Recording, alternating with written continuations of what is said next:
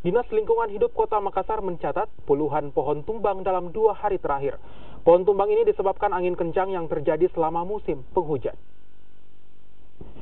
Di musim penghujan, jumlah pohon tumbang di Makassar meningkat dan kerap terjadi di kawasan pemukiman warga 2 hari terakhir.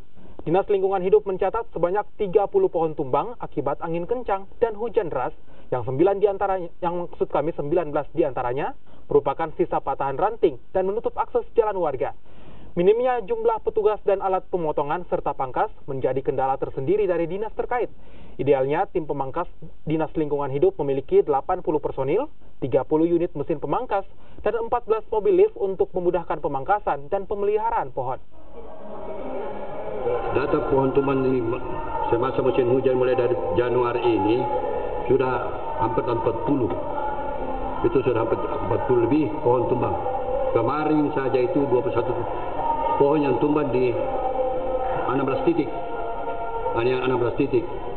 Berbagai di kecamatan yang paling banyak di Tamalate. Kendalanya itu adalah masalah peralatan kita. Peralatan kita yang kurang, kendala kita. Dan juga biasa laporan masyarakat yang nanti mau tumbang pohon baru melaporkan.